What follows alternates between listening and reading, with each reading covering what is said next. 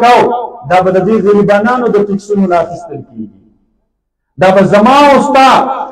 د بچو رزق چې کوم ما او تا په خوارۍ او په مشکل ګټلی دی دا به د هغې نه کټ کېږي او دا به په سود کې ادا کېږي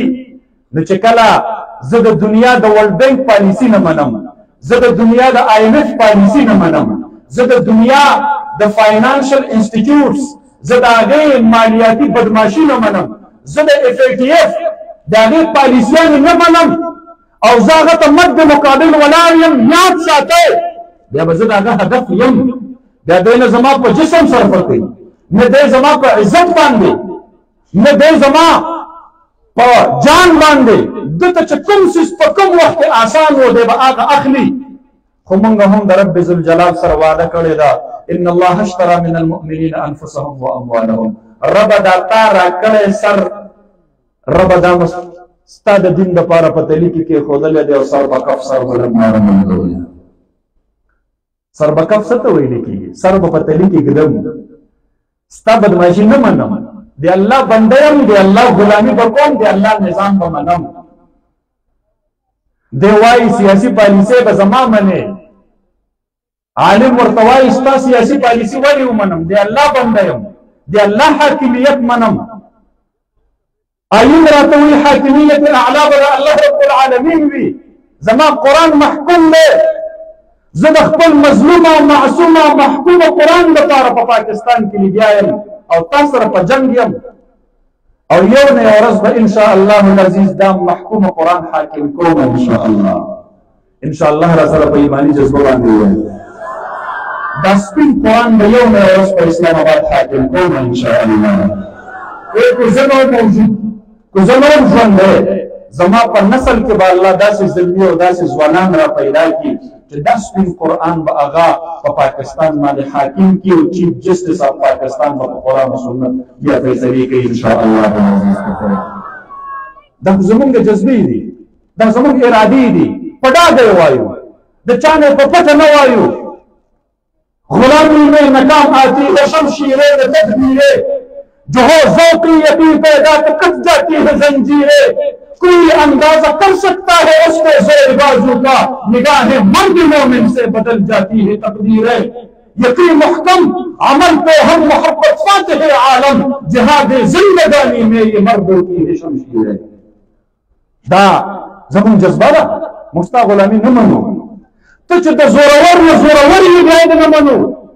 تا چې په پاکستان کې څومره زورور کېنولي دي د هغې زوروري نه منو موږ د الله طاقت منو موږ د الله حاکمیت په خپل سر تسلیم خم کړی دی زه چې کوم رب ته په مسجد کې سجده لګوم زه به هغه رب ته د پاکستان په پارلمنټ کې هم سر رسولي کېږم بل رب ځانله نشم کولی شرک نه کومه چې د جومات دپاره مې یو خدای دی د ریاست دپاره مې بل خدای دی د معیشت دپاره مې بل خدای دی د تهذیب دپاره مې بل خدای دی اخلاقو دپاره مې بل خدای دی د ژوند د بلې مرحلې لپاره مې بل خدای دی نه زمونږ رب یو دی مونږ په هغې یو رب باندې ایمان راوړی دی مونږ د هغې یو رب ربوبیت منو او د هغې یو رب د ربوبیت نه علاوه بل چا ته سر ټیټي مونږ شرک ګڼو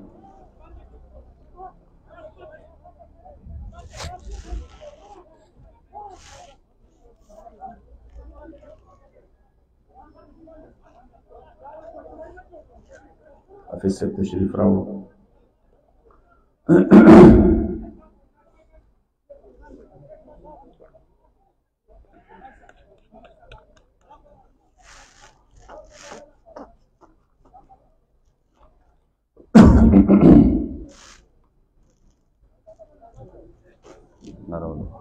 نعرہ تکبیر نعرہ تکبیر شاہین جمعیت حافظ حمد اللہ قدم بڑھا شیر جمعیت حافظ حمد اللہ صاحب اے شہید اسٹاف اوینو اے شہید اسٹاف اوینو نعرہ تکبیر حافظ حمد اللہ صاحب لا لا الحمد لله نعرہ تکبیر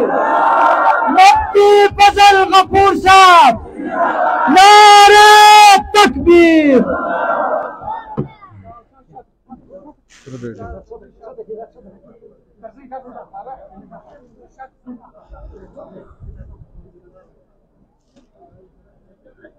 جزاكم الله خير.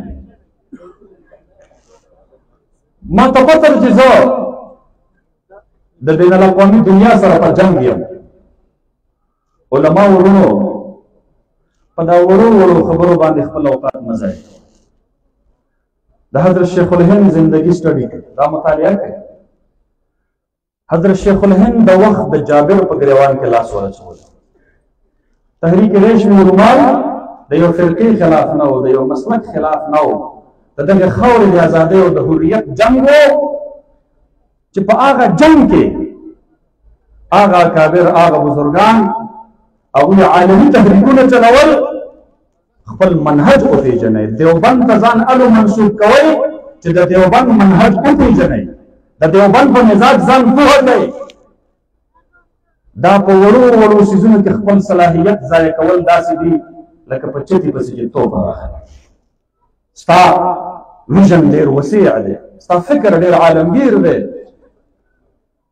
او دغه د وخت دغه تاغوتي زورور سامراج ته مد د مقابل ودرېږه. خو هغه تا ته د چمچې په طور باندې ټوپکمار مخې ته راوړي، ټوپکمار ته وایه سایډ ته شه. که وردی والا مخې ته راوړي، وایه وردی والا مخې ته سایډ ته شه. که سیاسي مخې ته راوړي، سیاسي ته وایه ته مې رول سایډ ته شه. ما جنگ د هغه سره دی، زه د هغه سره په جنگ یم. مسلمانان را بیدارو، مسلمانان را ویښو. مسلمانوں سنبھل جاؤ، سنبھل جانے کا وقت آیا. بہت سوئے ہوئے ہو تم، اب ہوش آنے کا وقت آیا. جلا ڈالی کہ تم نے کشتیاں اندرس کے ساحل پر، مسلمانوں وہی تاریخ دہرانے کا وقت آیا. تپس سورج سے اور آسمان سے بجلیاں چھینو، کفر کے آشیاں پہ بجلی برسانے کا وقت آیا. برق اٹھتی ہے پھر سے آتش نمرود کے شعلے، برق اٹھتی ہے پھر سے آتش نمرود کے شعلے. مسلمانوں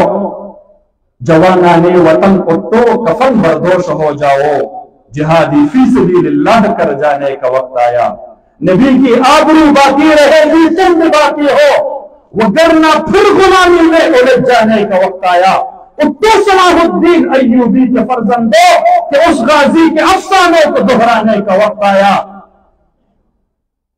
سنو یہ روز اطہر سے کیا آواز آتی ہے، مسلمانوں میری حرمت پہ کٹ جانے کا وقت